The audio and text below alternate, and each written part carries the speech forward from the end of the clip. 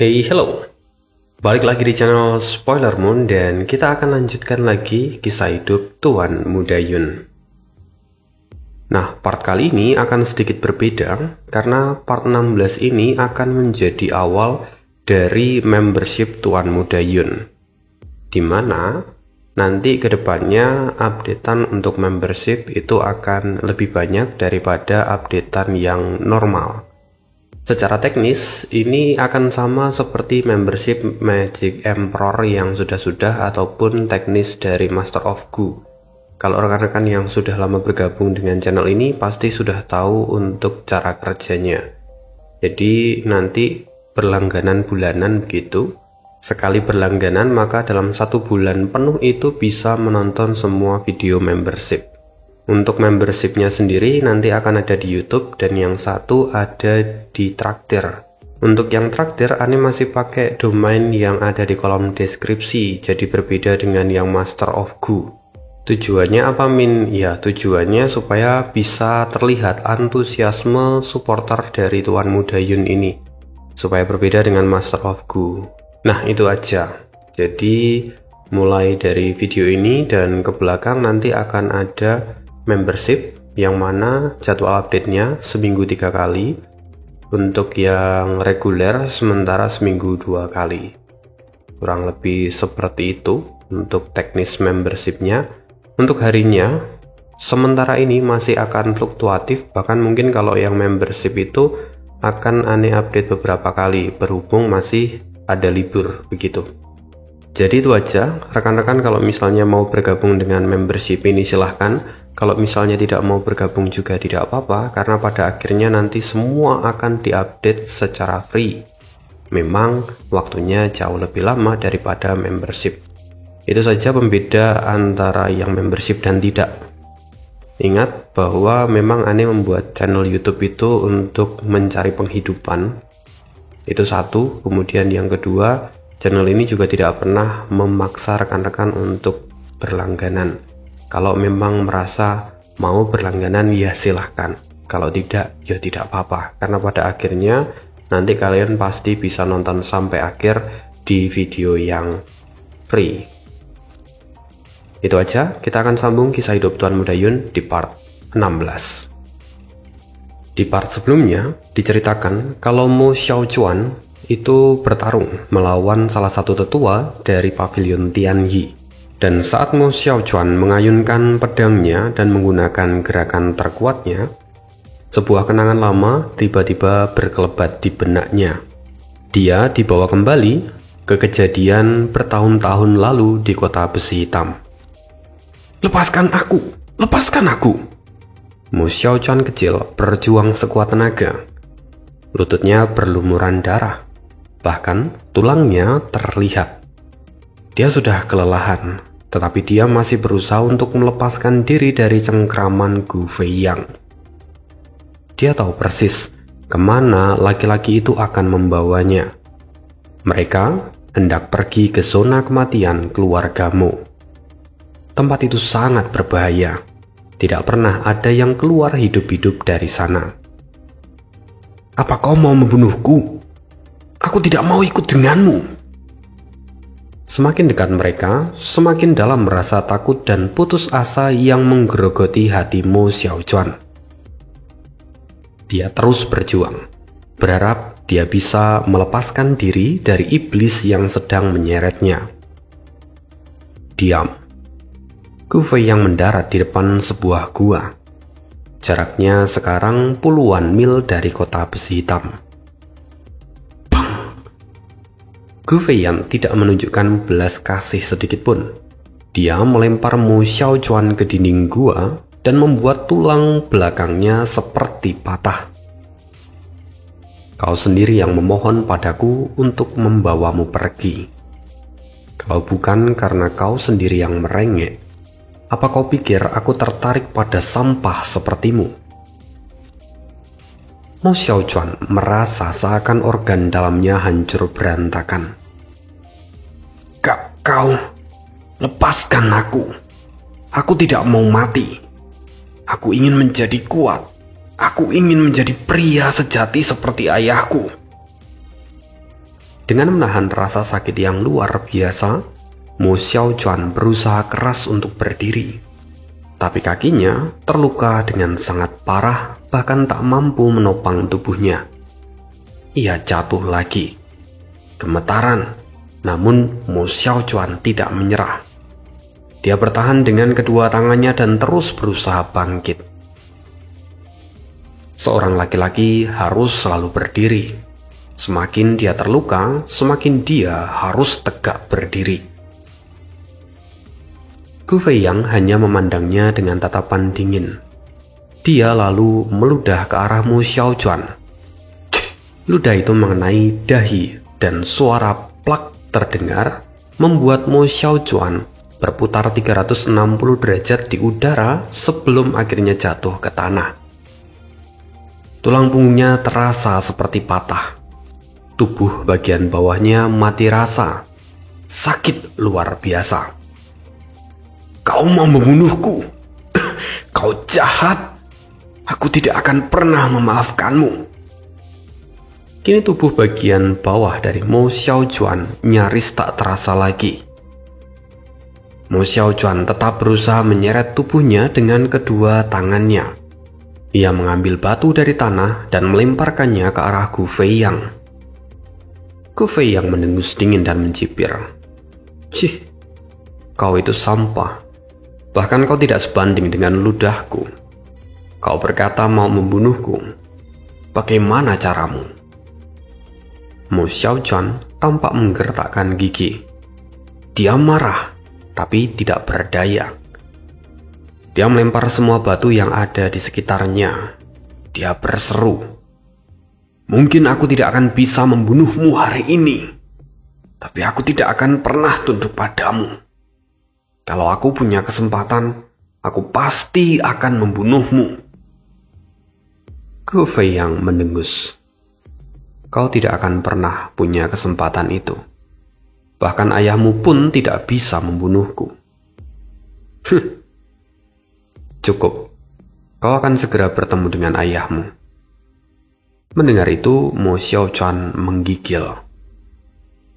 Tidak, aku tidak boleh mati. Aku masih harus membalaskan dendam ayahku. Aku masih harus melindungi adikku Hua Yuan, kata Mo Xiaochuan dalam hati. Laki-laki ini memang iblis, tapi dia begitu kuat. Bahkan leluhur pun tak bisa menandinginya. Aku harus tetap hidup untuk mempelajari semua kekuatannya, kata Mo Xiaochuan menyemangati dirinya sendiri. Lalu Mo Xiaochuan berkata, sebelumnya aku memohon padamu untuk membawaku pergi karena aku ingin kau mengajariku, bukan membunuhku. Inikah yang aku dapatkan? Gu Feiyang lalu menendang batu kecil yang langsung menghantam dahi Mo Xiaochuan. Luka baru pun terbuka dan darah segar menetes. Apa yang kau lakukan? Kau mau menyiksaku sampai aku mati? Tampak tatapan Mo Xiaochuan dipenuhi dengan amarah dan kebencian. Gu Feiyang lalu berkata, aku hanya akan mengajarimu satu hal. Yang lemah tidak punya hak untuk bicara. Kau lemah, dan kau tidak punya hak untuk bicara. Maka kau juga tidak punya hak untuk menentukan hidup dan matimu. Saat ini, hidup dan matimu ada di tanganku. Gu Feiyang lalu melemparkan sebuah botol kecil ke samping Mo Xiaochuan dan berkata, ambil itu dan oleskan ke lukamu.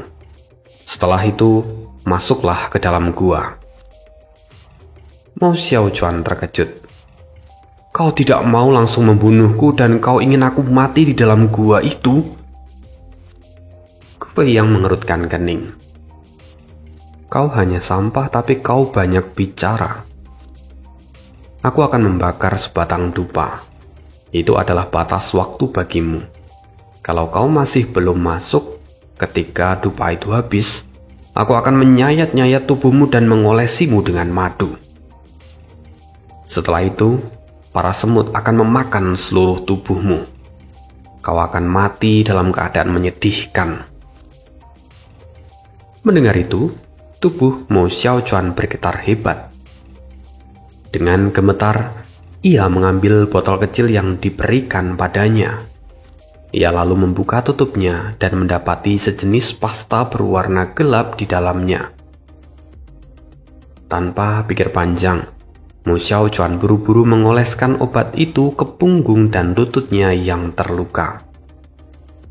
Dan ia tertegun. Begitu obat itu menempel di lukanya, ia merasakan sesuatu yang aneh. Tulang-tulang yang telah remuk perlahan seperti tersambung kembali, dan bahkan luka-luka yang menganga mulai menutup dengan kecepatan di luar nalar. "Ramuan roh, dipasti ramuan roh," gumam Mo Xiaochuan dengan nafas tertahan. Ramuan roh adalah sesuatu yang sangat mahal dan tidak semua orang bisa memilikinya. Melihat ini, kegembiraan meledak di dalam hati Mo Xiaochuan. Dia langsung melompat dan berdiri dengan antusias.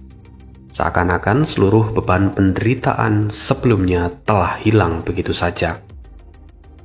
Sayangnya, senyuman Mo Xiaochuan kini memudar ketika matanya bertemu dengan tatapan Gu Feiyang yang dingin dan penuh ejekan. Mo Xiaochuan menelan ludah.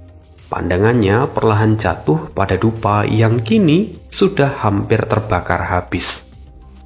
Waktu yang diberikan padanya hanya tinggal sedikit. "Tuan, saya lapar. Bolehkah saya makan sesuatu sebelum saya pergi? Rasanya saya sudah kehabisan tenaga," ujar Mo Xiaochuan yang mencoba untuk menyelamatkan diri. Tapi Gu Feiyang menatapnya dengan tatapan dingin. "Aku tidak punya waktu untuk sampah sepertimu. Masuk saja ke dalam gua itu. Kalau kau lapar, carilah jamur beracun atau binatang busuk di dalam sana. Kalau kau cukup beruntung, mungkin kau akan menemukan ular berbisa atau kelelawar untuk dimakan." Mendengar itu, wajah Mo Xiaochuan seketika pucat pasi. Ia memohon dengan nada panik, "Tolong, jangan suruh aku masuk ke sana. Itu adalah zona kematian keluargamu. Tak ada seorang pun yang pernah keluar hidup-hidup dari sana. Mereka yang dikirim ke dalam gua itu hanyalah para kriminal yang sudah dijatuhi hukuman mati. Aku belum pernah mendengar ada yang berhasil keluar dari sana seumur hidupku." Gu Feiyang mendengus dingin. "Seumur hidupmu? Memangnya berapa lama kau hidup? Belasan tahun? Kalau kau masih terus mengoceh, aku akan benar-benar memotong tubuhmu dan melemparkannya ke dalam sana." Mo Xiaochuan gemetar. Dia buru-buru mundur sambil merendahkan kepalanya. Baik, setidaknya berikan aku sebuah pedang. Kalau aku bertemu dengan ular atau makhluk buas, aku perlu membela diri." Gu Feiyang akhirnya mengangguk. Ia mengangkat tangannya dan dari kejauhan puluhan batu meledak dalam sekejap. Cahaya-cahaya terang mulai berkumpul di telapak tangannya. Lalu perlahan cahaya itu membentuk bola cairan berwarna putih yang kemudian mengeras dan membentuk sebuah bilah pedang. Dengan satu sentakan jari, pedang itu tertancap di tanah tepat di depan Mo Xiaochuan, dan itu membuat Mo Xiaochuan kaget. Dia memungut pedang itu lalu mengeluh. "Kau membuat pedang ini di tempat. Ini hanyalah pedang besi biasa. Bahkan pedang ini tidak layak disebut sebagai senjata kelas rendah. Bagaimana aku bisa bertahan hidup dengan pedang ini?" Gu Feiyang mencibir. "Sampah sepertimu hanya pantas menggunakan pedang sampah seperti itu. Kalau kau masih terus bicara, aku akan menarik kembali pedang itu." Mo Xiaochuan memilih diam. Dia lalu mengayunkan pedang itu beberapa kali. Pedang itu terasa ringan. Namun itu masih jauh dari kata meyakinkan. Tapi meskipun begitu, Lebih baik membawa sebilah pedang yang buruk daripada tak bersenjata sama sekali. Mu Xiaochuan kembali menatap Gu Fei yang sambil bertanya, "Kalau begitu, apakah aku akan masuk sekarang? Kau akan tetap mengawasiku, bukan?" Gu Fei yang menatapnya dengan tatapan dingin. "Menurutmu?" Mu Xiaochuan tersenyum pahit. "Tentu saja tidak." Setelah itu Mu Xiaochuan menghela nafas panjang. Dia mulai melangkah maju ke dalam gua itu. Sebelum dia masuk, dia menoleh ke belakang dan berkata, "Jika aku berhasil keluar hidup-hidup, kau harus mengajarkanku ilmu pedangmu." Ucapannya terdengar lebih tenang, namun sorot mata Mu Xiaochuan kini penuh dengan tekad. Gu Fei yang sedikit tersentuh, namun ia tetap menjaga wajah dinginnya dan berkata, "Kalau kau masih hidup saat kau keluar, kita akan membicarakan lagi." Begitu kata-kata itu berakhir, sosok Gu Fei yang menghilang. Mu Xiaochuan tahu betul meskipun Gu Fei yang tak lagi terlihat, ia pasti masih mengawasinya. Kalau Mu Xiaochuan mencoba kabur, Gu Fei yang tak akan memberinya kesempatan untuk hidup. Lalu dengan sisa-sisa keberaniannya, Mu Xiaochuan mengangkat pedangnya lalu melangkah masuk ke dalam gua yang disebut sebagai kuburan bagi para tahanan. Sementara itu di kejauhan, Gu Fei yang memandang sosok Mu Xiaochuan yang kini perlahan menghilang di dalam kegelapan. Ia bergumam pelan, "Anak ini mungkin tidak berbakat, tapi dia memiliki sesuatu yang tidak dipunyai banyak orang. Aku ingin tahu apakah langit akan memberinya kesempatan. Jika dia mampu keluar hidup-hidup, aku pasti akan membawanya menuju puncak dunia ini." Setelah beberapa waktu, akhirnya Mu Xiaochuan berhasil keluar hidup-hidup. Di pintu gua dia berseru, "Gu Fei yang, aku sudah keluar. Ajarkan padaku jurus-jurus pedangmu. Gerakan-gerakan yang sebelumnya kau gunakan saat menghadapi leluhur. Aku ingin mempelajarinya." Gu Fei yang perlahan muncul dan menjawab, "Kau tidak perlu mempelajari gerakan yang kugunakan untuk melawan leluhurmu, karena gerakan itu belum tentu cocok untukmu. Kau adalah keturunan dari keluargamu di kota besi hitam. Jalanmu adalah jalan pedang 1000 kaki. Tapi teknik pedangmu jauh lebih kuat daripada teknik pedang 1000 kaki." Gu Fei yang tersenyum tipis. "Bodoh, di dunia ini tidak ada pedang terkuat. Yang ada hanyalah manusia terkuat." Mu Xiaochuan lalu terbangun dari lamunannya. Dia tersenyum pelan saat kenangan masa lalu itu perlahan memudar. Dalam hatinya, ia berbisik lirih, "Guru, terima kasih. Selama ini aku tidak pernah berhenti mengikuti jejakmu." Kini Mu Xiaochuan menggenggam erat pedangnya dan mengerahkan seluruh kekuatan yang ia miliki. "Guru, aku akan membuktikannya. Bocah lemah yang pernah berlutut di bawah sinar bulan di kota besi hitam itu, kini telah menjadi seorang laki-laki yang bisa berdiri tegak di atas kedua kakinya." Pedang penghancur iblis. Suara gemuruh pedangnya menggetarkan udara. Teknik 1000 kaki mengalir dengan cepat.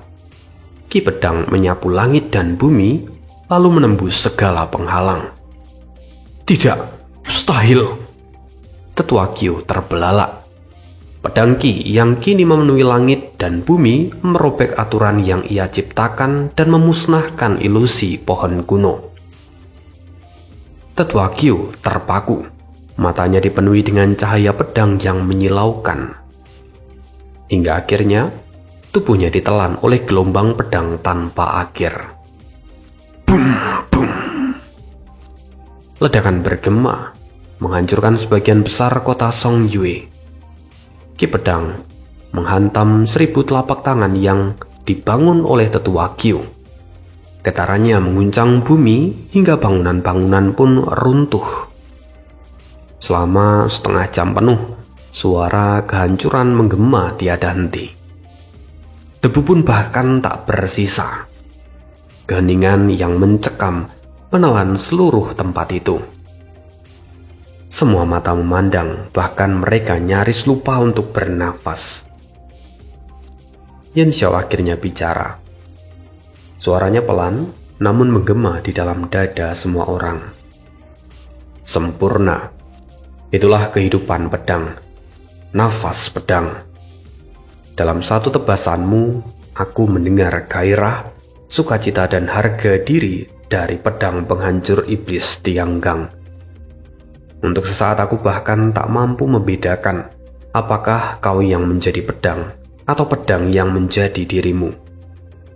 Rasanya darahku pun ikut mendidih ketika melihatnya.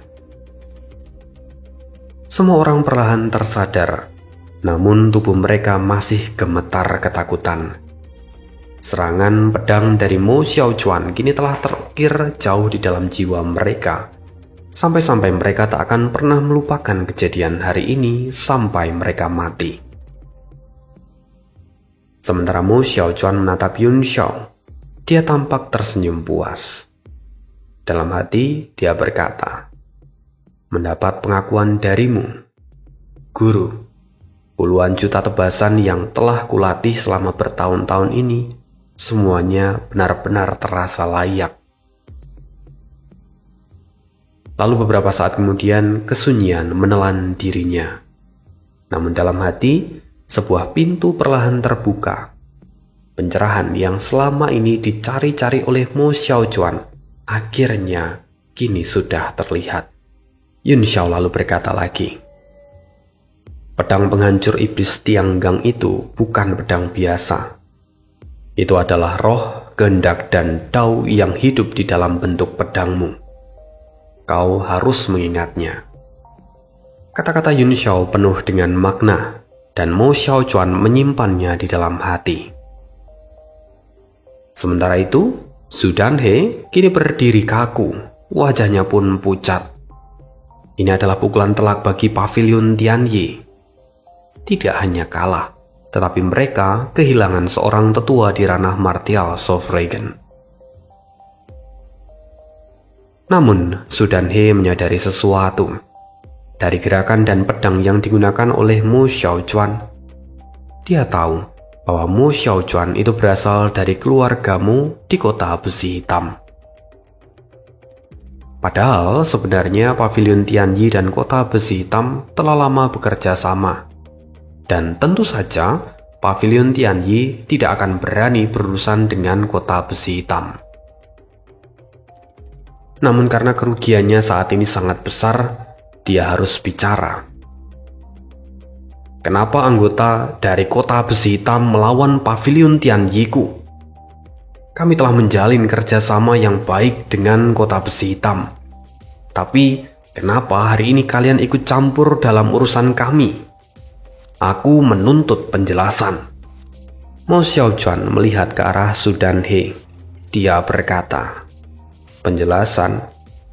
Kau cukup tahu bahwa mulai hari ini kota besi hitam akan memutus semua hubungannya dengan Pavilion Tianyi." Ucapan itu seperti bilah es yang menusuk ke dalam hati Su Danhe. Tubuhnya gemetar hebat, wajahnya memerah dan nyaris kehilangan kendali. Hari ini, harga diri Pavilion Tianyi benar-benar diinjak-injak. Pasukannya pun kehilangan semangat juang. Tapi dia tahu, dia tidak akan bisa menyerang Mo Xiaochuan begitu saja. Kalau dia menyentuh seseorang dari kota besi hitam, dampaknya akan jauh lebih buruk daripada kehilangan dua orang tetua. Su Danhe menahan amarahnya. Dia memaksakan diri untuk bicara dengan suara merendah.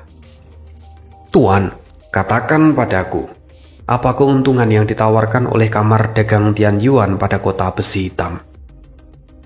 Katakan apapun syaratnya, dan saya akan melipat gandakannya. asalkan kalian mau mundur dan tak mencampuri urusan kami di sini. Su Danhe sadar, Mo Xiaojuan itu bukanlah orang sembarangan. Dia membawa pedang penghancur iblis Tianggang, pusaka tertinggi dari kota besi hitam.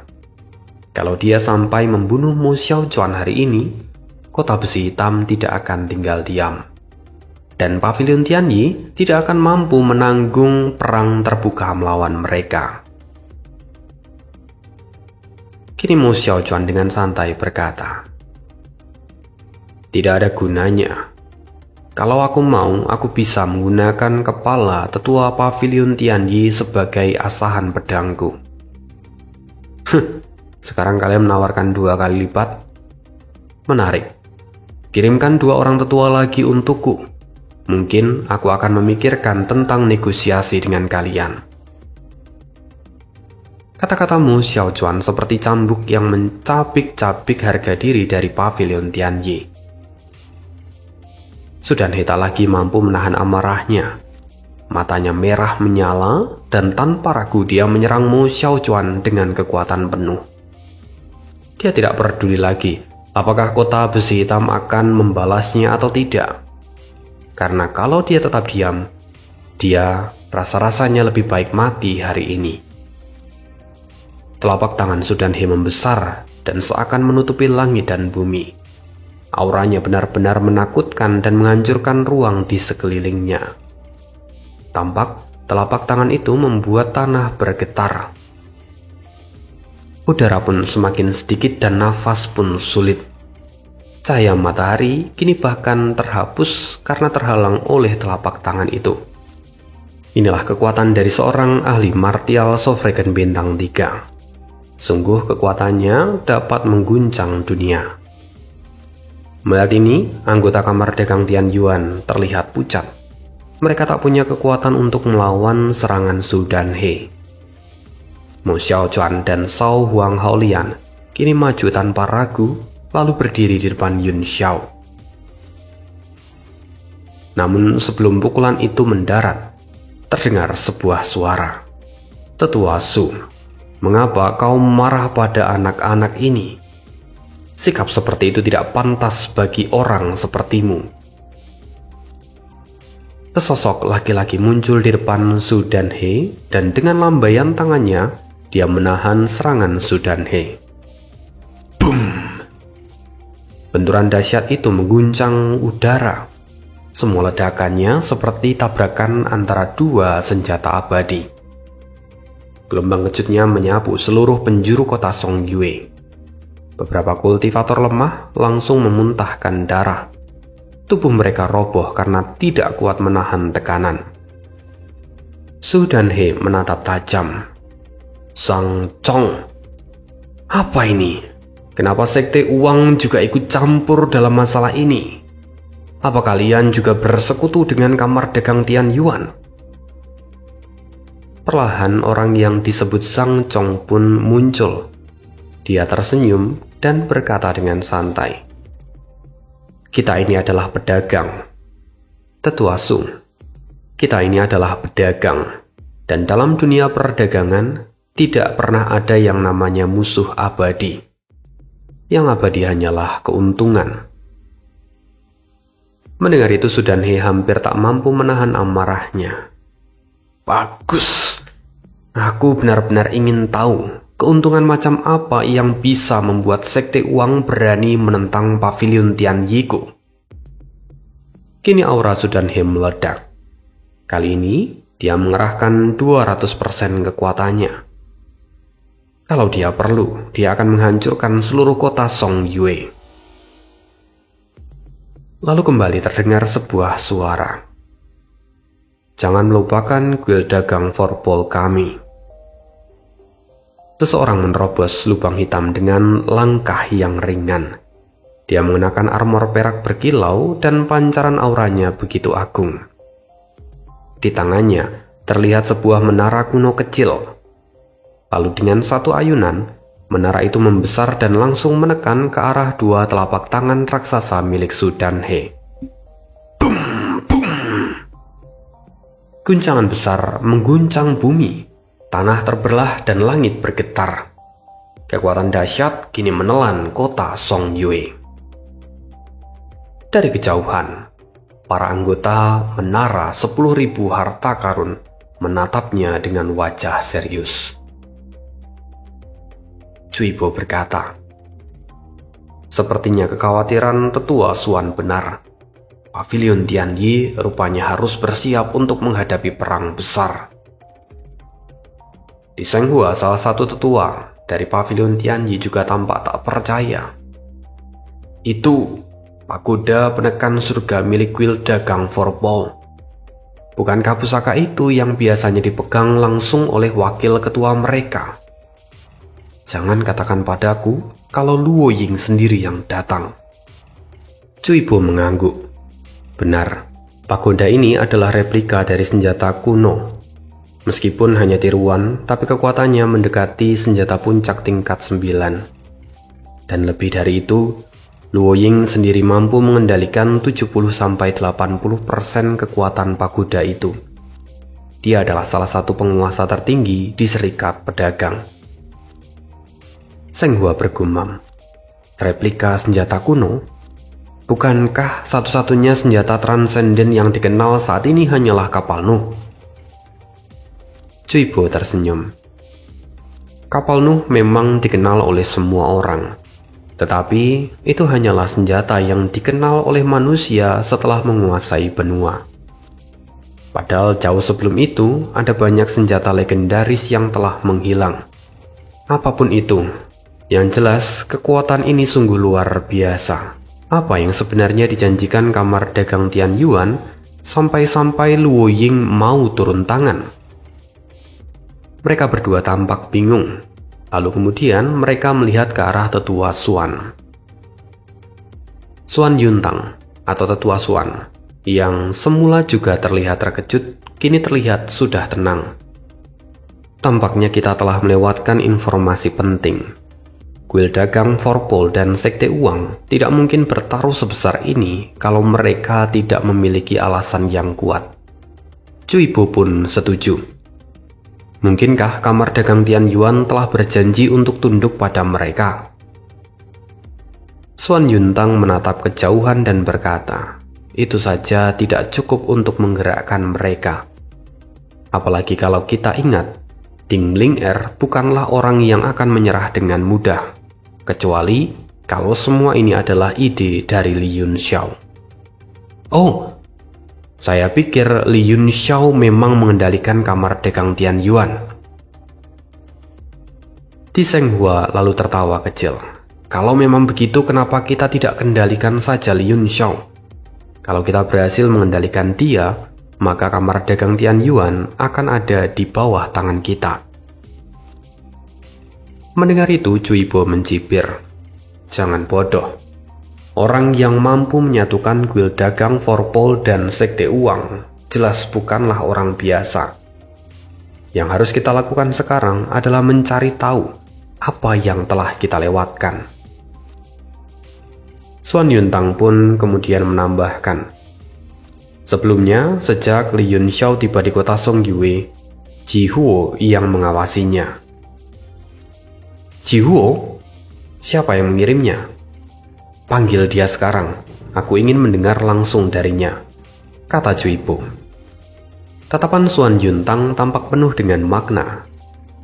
Di sisi lain, di pusat kota Song Yue, kini pagoda penekan surga berdiri dengan megah.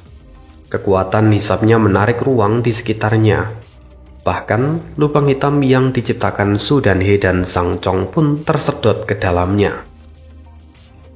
Keduanya terpaksa mundur. Wajah mereka pun pucat. Yunxiao menatap pagoda itu dengan tatapan tajam.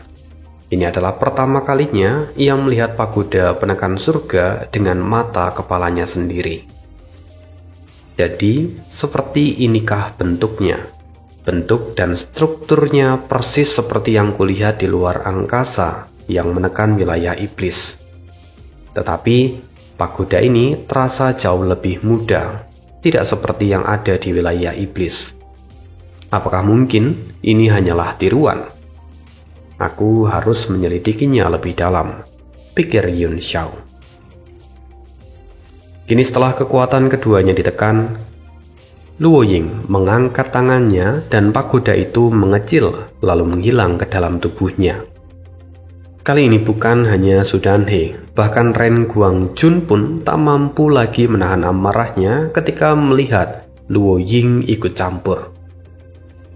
Ren Guangjun berseru, "Luo Ying, Zhang Zhong, kenapa kalian berdua ikut campur? Ini adalah urusan antara pavilion Tianyi dan kamar dagang Tianyuan. Apakah kalian ingin memecah belah serikat pedagang dari dalam?" Namun sebelum mereka menjawab, Yun Xiao sudah melangkah maju dengan santai. Dia berkata, "Orang tua, sejak kau tahu ini adalah urusan kami dengan pavilion Tianyi, lantas kenapa kau justru membawa 10.000 menara harta karun untuk ikut campur dalam masalah ini?" Tatapan Yun Xiao lalu beralih ke arah Li Feiyu.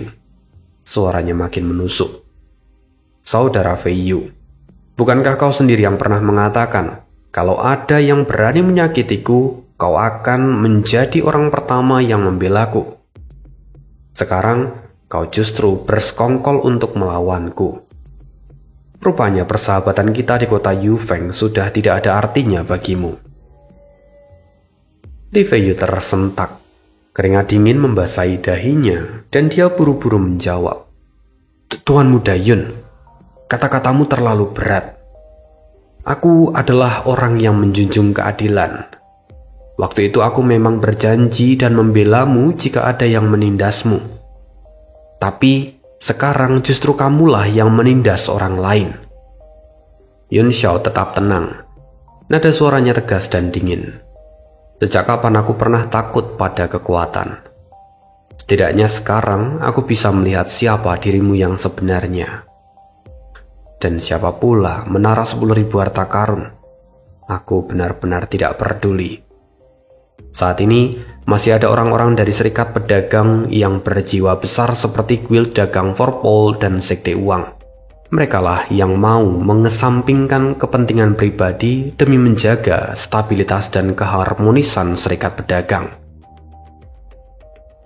Yun Xiao berbalik dan menatap semua orang. Suaranya semakin pelan, namun setiap kata yang ia ucapkan sungguh menyayat hati. "Langit dan bumi akan selalu berpihak pada kebenaran. Qi yang benar akan bertahan selama-lamanya." Suasana mendadak menjadi hening. Semua orang terdiam seolah-olah ucapan Yun Xiao baru saja sudah membangunkan kesadaran mereka. Bahkan Luo Ying dan Zhang Zhong pun ikut mengerutkan kening. Kata-kata Yun Xiao perlahan menggema di dalam hati mereka, seolah memberi mereka alasan untuk tetap berdiri di sisi yang benar. Semakin mereka merasa bahwa langkah yang mereka ambil sudah tepat. Li Feiyu menggigit bibir. Dia tak tahu harus berkata apa. Dia sadar bahwa Yun Xiao fasih dalam bicara. Daripada kekuatannya, lidah Yun Xiao itu jauh lebih berbahaya. Kini melihat Luo Ying yang sudah turun tangan, amarah Su Danhe perlahan surut. Dia tahu betul situasinya sudah sepenuhnya lepas dari kendalinya. Guild Dagang Forpol, Sekte Uang dan Kamar Dagang Tianyuan. Ketiganya adalah kekuatan terbesar dari 7 serikat pedagang. Jika Kamar Dagang Tianyi tidak mampu menarik 2 kekuatan besar yang lain, maka Su Danhe tidak akan punya peluang untuk menang. Apalagi kota besi hitam juga belum menunjukkan kekuatan penuh mereka. Kini kepalanya terasa berat. Kekalahan sudah ada di depan mata. Dalam sekejap, sekelompok besar orang muncul yang dipimpin oleh Qian Wudi. Mereka semua adalah anggota inti dari Sekte Uang dengan kekuatan yang tak perlu diragukan lagi. Qian Wudi berdiri tegap, sorot matanya tajam dan tatapannya jatuh lurus ke arah Li Feiyu. "Li Feiyu, kau salah satu dari 4 tokoh besar di wilayah utara. Aku memang tidak setara denganmu, tetapi setidaknya kami tahu cara untuk menepati janji. Sementara kau hanya tahu cara untuk memutarbalikkan kata-kata dan bermuka dua. Di sisi lain, sekelompok ahli dari Guild Dagang Vorpal juga bermunculan. Tang Xin datang dengan santai dan diikuti oleh para ahli top di belakangnya. Seketika, kekuatan gabungan Sekte Uang, Guild Dagang Vorpal dan juga Kamar Dagang Tian Yuan berdiri berdampingan. Kini situasi yang ada di sana menjadi semakin berat. Perubahan yang begitu cepat sampai membuat semua orang sulit menyesuaikan diri. Bahkan Ding Ling Er yang selama ini hanya diam, akhirnya melangkah maju. Dia adalah pemimpin sah dari Kamar Dagang Tian Yuan. Ding Ling Er membungkuk dan berkata, Ling Er berterima kasih atas bantuan dari Tuan Muda Wudi dan juga Tuan Muda Xin. Kedua tuan muda dapat yakin bahwa budi ini akan selalu saya ingat di masa depan. Mendengar itu, Tian Xin tersenyum tipis. Nona Ling, kamu terlalu sopan. Menegakkan kebenaran dan menjaga stabilitas serikat pedagang itu adalah kewajiban kami. Kini wajah orang-orang dari pavilion Tianyi dan gedung 10.000 harta karun tampak suram. Apa yang semula hanya perebutan kepentingan, kini telah diputarbalikkan Yun Xiao menjadi pertempuran antara kebenaran dan kejahatan, antara persatuan dan perpecahan. Su Danhe kini berbicara dengan suara dingin. Luo Ying, Zhang Zhong, kalian berdua pasti tidak bodoh. Aku ingin tahu, apa posisi kalian sebenarnya? Apakah kalian sudah terikat dengan Kamar Dagang Tian Yuan dan siap memulai perang internal yang akan menghancurkan serikat pedagang? Luo Ying dan Zhang Zhong saling bertukar pandang. Mereka tahu pertanyaan seperti ini tidak boleh dijawab dengan sembarangan. Luo Ying tersenyum. Hari ini, aku hanya mengikuti perintah dari Tuan Muda Tang Xin. Sementara untuk urusan lainnya, silahkan tanya pada Tuan Muda kami. Zhang Zhong pun mengangguk. Sama, aku hanya melaksanakan perintah Tuan Muda Wudi. Segala keputusan ada di tangannya. Mendengar itu, Su Danhe menggertakkan gigi. Dengan statusnya, seharusnya Qian Wudi ataupun Tang Xin belum layak untuk bicara dengannya. Tetapi, situasi saat ini memaksanya untuk menurunkan harga dirinya. Tang Xin tersenyum kecil. Kami hanya menegakkan kebenaran. Semua ini atas perintah dari Tuan Muda Yun. Qian Wudi pun ikut menimpali. Aku juga. Aku hanya mengikuti jejak dari Li Yun Xiao. Kalian? Su Danhe hampir meledak di tempat karena marah. Dia benar-benar ingin menyeret semua orang ke neraka. Tetapi dengan Luo Ying dan pagoda penekan surga, bahkan pengorbanan diri pun belum tentu bisa melukai mereka. Kini, wajah Su Danhe tampak masam. Li Feiyu pun serupa. Dia tahu bahwa situasinya semakin tak terkendali. Li Feiyu lalu berkata, Tuan Muda Yun, masalah hari ini terlalu rumit. Aku pun tidak menyangka kalau Guild Dagang Vorpal dan Sekte Uang juga akan terlibat. Aku rasa akan jauh lebih bijak kalau kita berhenti sampai di sini. Bukankah kamu juga ingin menjaga stabilitas dari serikat pedagang? Tatapan Yun Xiao menjadi dingin. Kau tak perlu lagi memanggilku Tuan Muda Yun. Cukup panggil aku Li Yun Xiao. Lagi pula kita bukanlah teman. Sejak hari ini aku sadar bahwa sebenarnya kau tidak menyangka bahwa Guild Dagang Vorpal dan Sekte Uang akan membantuku. Kau mengira bahwa Kamar Dagang Tian Yuan akan segera hancur. Oleh karena itu kau berbalik dan memusuhiku. Kalau saja kau tetap setia pada kata-katamu sejak awal, aku akan tetap menghormatimu. Sayang sekali. Wajah Li Feiyu pun memucat. Dengan berat hati Li Feiyu berkata, masalah ini penuh dengan kesalahpahaman. Tolong, aku akan memberikan penjelasan yang memuaskan nanti. Untuk sekarang, mari kita utamakan kepentingan serikat pedagang. Yin Xiao pun mengangguk. Dia berkata dengan acuh tak acuh, baiklah, masalah pribadi kita akan kita selesaikan nanti. Tapi ingat, jika kau berani menghindar atau menunda, aku akan membuka semua borokmu di hadapan dunia. Li Feiyu dan Ren Guangjun paham betul akan ancaman Yun Xiao. Dia benar-benar tidak memberi mereka ruang untuk menghindar. Ini Ren Guangjun hanya bisa menghela nafas panjang.